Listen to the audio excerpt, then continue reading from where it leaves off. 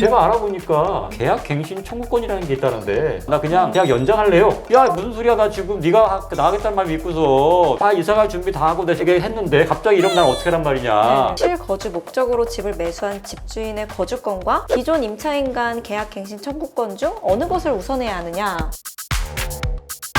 안녕하세요, 유튜브 사업가 신신당부의 신중원 변호사입니다. 안녕하세요. 신신당부의 질문요정 이가은입니다. 가은 씨, 지난해 7월 말부터 주택임대차보호 개정안이 시행되고 있는 거 혹시 알고 계세요? 잘 모르겠어요. 네. 그렇죠. 이게 좀 복잡하게 되어 있어서 아마 모르시는 분들도 있을 건데 아마 이 내용 좀 들어보셨을 것 같아요. 임대차 3법 중에서 임대차 계약 갱신 요구권하고 전월세 인상률 상한제, 네. 이걸 도입하는 게 주요 골자거든요. 네. 이 경우에 계약 갱신 시에는 임대료는 5% 이상 못 올린다. 이 내용 아마 들어보셨을 것 같은데. 네네네. 제한이 있다는 걸 예, 들어봤었어요. 그렇죠, 그렇죠. 네. 그러니까 오늘 이 주제를 선정한 이유는 뭐냐면 네. 세입자가 말을 바꿔도 등기 전이면 소용없다. 이게 계약 갱신 청구권과 관련된 네. 이 의미 있는 첫 판결이 나왔기 때문에 네. 그 판결을 소개해드리기 위해서 오늘 네. 준비했습니다. 네, 오늘 변호사님께 제가 그 의미 있는 판결을 잘 배워보도록 하겠습니다. 예, 네. 본격적인 출발에 앞서서 여러분들에게 드릴 말씀이 있죠. 정말 신신당부 구독과 좋아요, 알림 설정까지 꼭 부탁드릴게요. 여러분, 예. 이건 돈 드는 거 아니잖아요. 해주시면 저희에게는 엄청난 힘이 되거든요. 꼭 지금 바로 해주시길 바랍니다. 네, 그리고 어떤 이야기라도 좋으니까요. 댓글도 많이 남겨주시면 감사하겠습니다.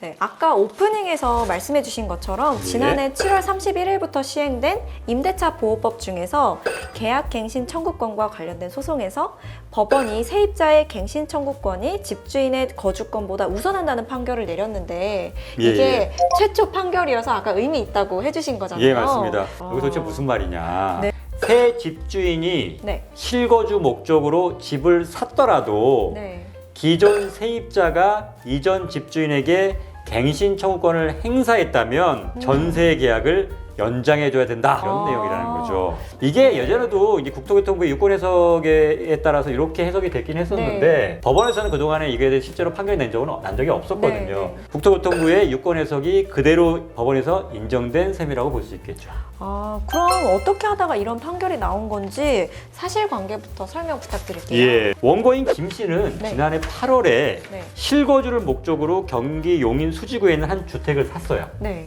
근데 이 집에는 세입자 박 씨가 거주하고 있었는데 네. 그 최모 씨와 그 전세 계약 기간이 2019년 2월부터 2021년 2월까지였어요. 네.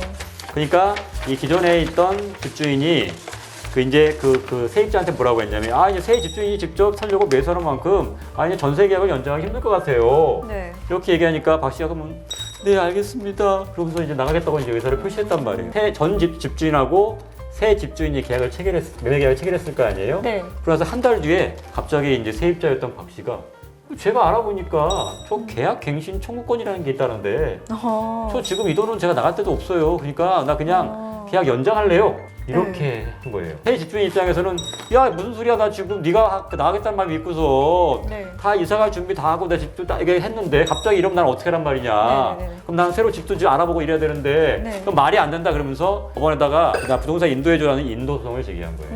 근데 법원이 여기에 대해서 원고 기각 판결을 선고해서 아니다. 이거는 계약이 연장된 거기 때문에 나갈 필요 없다. 이렇게 판결한 것이죠. 그러면 새 임대차 보호법 시행 이후에 예. 실거주 목적으로 집을 매수한 집주인의 거주권과 기존 임차인 간 계약 갱신 청구권 중 어느 것을 우선해야 하느냐.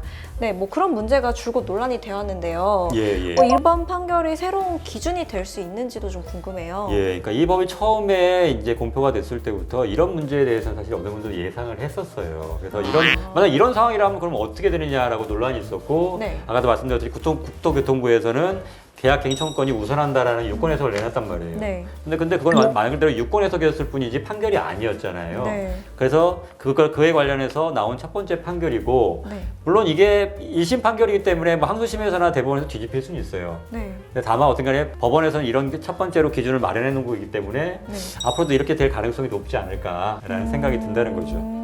그러면 갱신 청구권 행사의 상대방은 누가 되는 거예요? 그러니까 임차인이 계약갱신 청구권을 행사하려면 그 당시에 소유자한테 행사한다는 거예요. 그러니까 설령 그 집에 매매 계약이 체결돼서 네. 새로운 집주인이 들어올 거라고 하더라도 네. 그 사람한테 하는 게 아니라 종전에 등기부상 아직까지도 소유자로 남아있는 임대인한테 내가 계약갱신 청구권을 행사하겠다. 이렇게 네. 의사표시를 해야 한다는 거죠. 아, 이게 법이 이제 바뀐 이 시점이라서 어떻게 예. 보면 이런 미리 하고 해야 될 일들이 많잖아요. 그러니까 보통 우리가 이제 네. 상식적으로 생각하면 뭐 새롭게 집주인이 바뀐다고 하니까 그럼 나는 네. 이제 새로운 바뀐 사람한테 얘기해야 되나? 네. 이런 생각을 할 수 있는데 네. 어떤 간에 새롭게 바뀔 사람은 앞으로 바뀔 사람이지 아직까지는 소유권이 넘어간 게 아니어서 집주인이 네. 아닌 거예요. 아. 그러니까 그 소유권이 넘어가야 그 임대인의 지위가 승계된다고 해서 네. 그래서 새로운 집주인이 이제 임대인이 되는 건데 네. 소유권이 넘어가기 전까지는 종전 집주인이 그냥 임대인인 거죠. 그러니까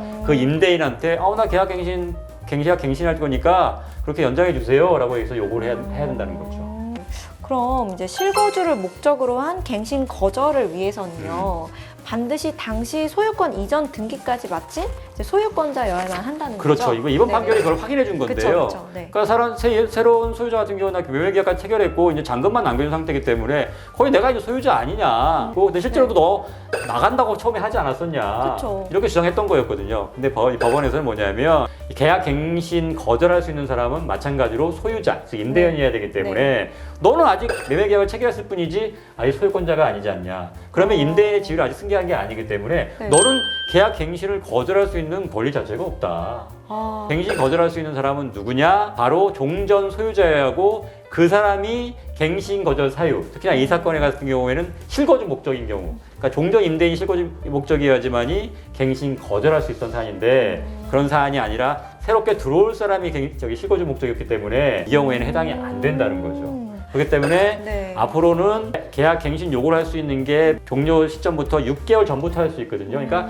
그 시점 이전에 이미 매매 계약뿐만 아니라 잔금 다 치르고 그러니까요. 소유권 이동기까지 네. 다 맞춰야지만이 내가 임대인으로서 갱신 거절을 할 수 있다는 거예요. 이게 실제로는 거래 관행하고는 안 맞아요. 그러니까요. 그러니까 물론 돈이 많은 사람이야 뭐 잔금 다 주고 소유권 등기 네. 넘겨도 내가 지금 내가 전세보증금이나 이런 거 빼지 않더라도 충분히 치를 수 있다 그러면 상관이 없는데 네. 대부분은 소위 말하는 영혼까지 끌어모아가지고 그쵸. 전세를 사고 있으면 보증금 돌려받아서 그거를 잔금으로 처리하고 그러면서 이제 소유권 등기 넘기면서 이렇게 이루어지는 건데 네. 지금 이 판례에 따르면 어떻게 하냐면 돈 있는 거 난 있는지 없는지 난 모르겠지만 너는 만약 갱신 거절하려면 실거주 목적으로 갱신 거절하려면 네. 6개월 전까지 소유권 등기 다 넘겨야 돼. 그러니까요. 이걸 강요하는 거란 말이에요. 맞아요. 이게 어떻게 보면 그 새로운 임대인이나 소유자한테 너무 가혹하게 요구하는 게 아닌가라는 생각이 들어서 네. 물론 임차인을 보호하는 건 중요하긴 하지만 이건 실제적인 거래 관행하게도 맞지 않고 네. 근데 어떻게 보면 임차인의 말을 믿고 그에 따라 행동한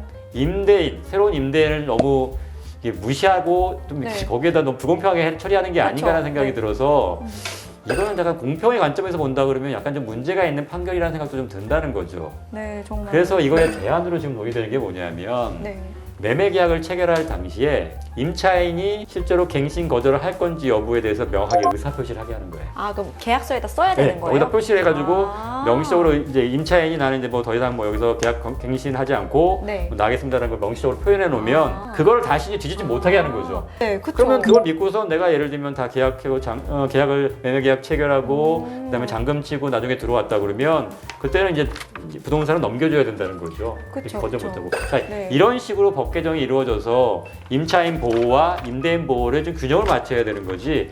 무조건 한쪽만 보호한다는 것은 사실은 법의 정신에도 안 맞는 거기 때문에 네. 이렇게 논의가 좀 이루어져야 되지 않나라는 생각이 들어요. 네. 그렇다면 계약 갱신 청구권을 거절할 수 있는 사유를 몇 가지만 변호사님께 여쭤볼게요. 예, 그러니까 계약 갱신 청구권을 거절할 수 있는 사유가 지금 법에는 규정되어 있거든요. 네. 지금 이 사안처럼 집주인이 실거주 목적으로 이제 들어오려는 경우, 네. 그다음 또 한 가지가 세입자가 임차료를 2회 이상 미납한 경우, 연체한 경우, 그다음에 주택 전부 또는 일부가 멸실한 네. 경우, 뭐 이런 등의 경우에는 거절할 수가 있어요. 아. 이런 경우가 가장 많이 문제가 되는 사례들이고 네. 그 중에서도 지금 이 사안처럼 실거주 목적이 어떻게 보면 가장 큰 갱신 거절 사유가 될 것으로 보여요. 네.